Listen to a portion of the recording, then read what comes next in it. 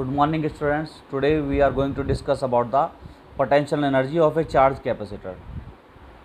First we will see what is the potential energy. Potential energy क्या होती है? Potential energy of a body due to its states, इसकी state के कारण और स्टैंड कंडीशन के कारण जो एनर्जी इसके अंदर जनरेट हो जाती है that is called potential energy. For example एक आदमी था, वो ज़मीन पे था और वो एच हाइट पर जाने के कारण एच हाइट पर गया. कितनी हाइट पर गया? एच हाइट पर. अब उसकी पोटेंशियल एनर्जी कितनी है? M G H. एम उसका मास, जी एक्सेलेरेशन ड्यू टू ग्रेविटी और एच क्या है? हाइट. तो ये क्या होगी? Potential energy. एक बात बताओ, उसको नीचे से ऊपर तक जाने में कुछ ना कुछ वर्क डन भी तो करना पड़ा, ठीक है. इसी तरीके से एक कैपेसिटर है, कैपेसिटर को चार्ज करने के लिए कुछ ना कुछ वर्क डन करना पड़ेगा, ठीक है. और वो वर्क डन कैसा आएगा? D W equals to V dash D Q. D Q का स्मॉल चार्ज आपने दिया, कितना? D Q dash, small quantity of charge. कितना वर्क डन करना पड़ा? D W. और उसका पोटेंशियल कितना राइज हुआ? V dash. तो कहीं ना कहीं जो वर्क डन है, मतलब कोई चार्ज दे रहे हो आप किसी कैपेसिटर को, तो वो पोटेंशियल एनर्जी के रूप में उसके अंदर जो है सेव हो जाता है, कंजर्व हो जाता है. First we will see the definition. The total amount of work done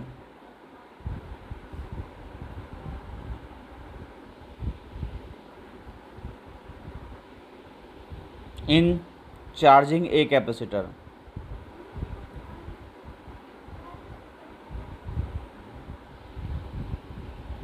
is stored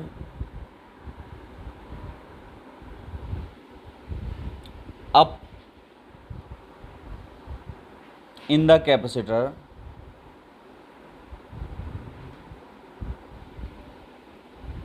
in the form of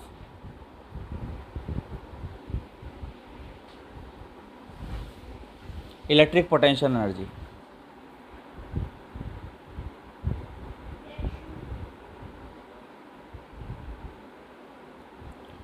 तो मतलब जितना भी वर्क डन होगा आपका डी डब्ल्यू, वो उसकी पोटेंशियल एनर्जी के रूप में सेव हो जाएगा, वी डैश के रूप में सेव हो जाएगा.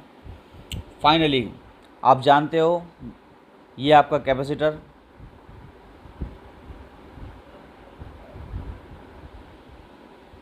मान लो टोटल वर्क डन कितना हो गया? Integration of D W equals to W V dash D Q. And you are very well aware V dash equals to Q upon C, क्योंकि आप जानते हो C equals to Q upon V. V इधर आ गया तो ये Q equals सी यहाँ पुट कर दिया, Q dash upon C D Q, integration कर दिया इसका पूरे का. क्यू डैश एक कांस्टेंट क्वांटिटी बाहर निकाल ली, या क्यू डैश का ही इंटीग्रेशन करना आपको. सी कांस्टेंट क्वांटिटी, सी को बाहर निकाल लिया, क्यू डैश डी क्यू. और कहाँ से कहाँ तक चार्ज करना है कैपेसिटर को? शुरुआत में इसका चार्ज कितना होगा? 0, और लास्ट में कितना होगा? क्यू तक. अब integration of x D x, ये आपने पढ़ा होगा 11th क्लास में. इसका इंटीग्रेशन होता है x square by 2. In the similar way Q dash का इंटीग्रेशन होगा क्यू डैश स्क्वायर बाई 2. 2 इधर आ गया और साथ में इसकी लिमिट भर दी. Finally you will get 1/2c Q square minus 0 का स्क्वायर. ये आ गया आपका 1/2 क्यू स्क्वायर अपॉन सी. अब तुम जानते हो एक फार्मूला तो ये आ गया, that is one of the most important formula for the numericals, ठीक है. Work done, work energy theorem से, is always is in the form of potential energy equals to 1/2 Q square upon C. अब आप जानते हो Q equals to कितना होता है? C V. अगर वो यहाँ पुट कर दोगे तो C square V square upon C. तो finally you will get 1/2 C V square, ठीक है. और तीसरा फार्मूला है आपका सी इक्वल्स टू क्या है? Q by we. सी की वैल्यू क्या रख दो आप? Q by V. तो finally you will get 1/2 Q square, C की वैल्यू रख दी क्यू बाई वी, वी ऊपर चला जाएगा, 1/2 Q V. Finally you will get 3 फार्मूले here, 1/2 Q square upon C, 1/2 C V square and 1/2 Q V. और unit क्या आएगी इसकी? जूल. ठीक है, तो ये आ गया आपके पोटेंशियल एनर्जी का फार्मूला। ये आपको जो है न्यूमेरिकल्स भी आएंगे, इस पर थ्योरेटिकली भी पूछ लेते हैं पेपर में। Now you are going to find out energy density in the electric field between the plates of a charge parallel plate capacitor. तो मान लो ये आपका पैरेलल प्लेट कैपेसिटर, इसकी प्लेटों का क्रॉस सेक्शन एरिया कितना है A, और इसके बीच की डिस्टेंस कितनी है D। ठीक है, अब इन प्लेटों के बीच में कैपेसिटेंस कितना होगा, you have already studied, C=ε0A/d। अभी थोड़ी देर पहले ही आप निकाल के आए हो पोटेंशियल एनर्जी कितनी होती है, 1/2 CV²। तो यहाँ C की वैल्यू डाल ली, 1/2 ε0, ये C की वैल्यू उठा के यहाँ रख ली, A/d into V²। You are very well aware E=V/d। V कितना आएगा, E/d। V की वैल्यू रख ली, यहाँ पुट कर ली, U=1/2 ε0A/d E² and D²।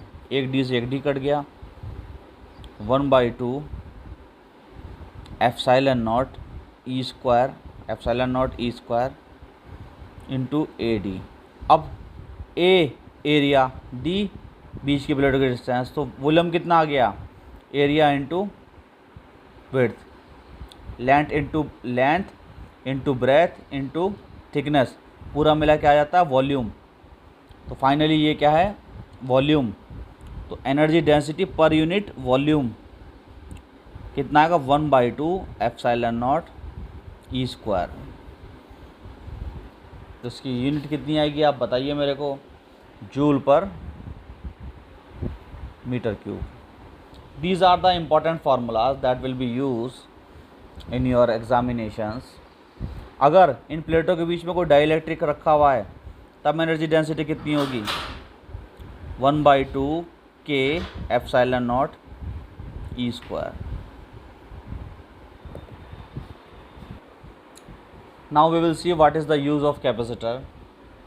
कहीं कैपेसिटर का यूज़ देखा है, आपके पंखे में कंडेंसर लगा हुआ है, बिजली वाले कहते हैं condenser, that is also is a form of capacitor. इसका काम क्या है, चार्ज को स्टोर करना। तो फर्स्ट वर्क इसका हो गया इन स्टोरेज या इन storing of charge. Second one is energy को स्टोर करना, इन स्टोरिंग ऑफ एनर्जी। ये हमने आज डिस्कस ही करा है, पोटेंशियल एनर्जी के रूप में स्टोर कर लेता है। तीसरा क्या है, इलेक्ट्रिकल इंस्ट्रूमेंटों में यूज़ होना है, जो मैंने अभी बताया फ़ैन में आपका यूज़ होता है झटका देने के लिए।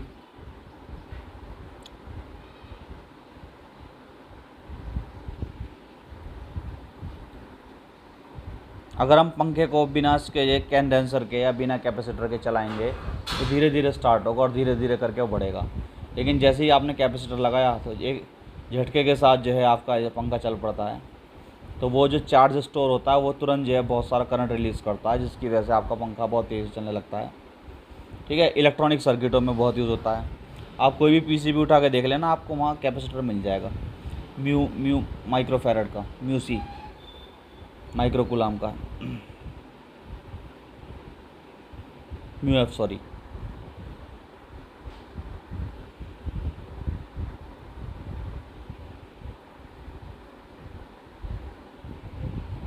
और साइंटिफिक स्टडी के लिए इसका बहुत होता है।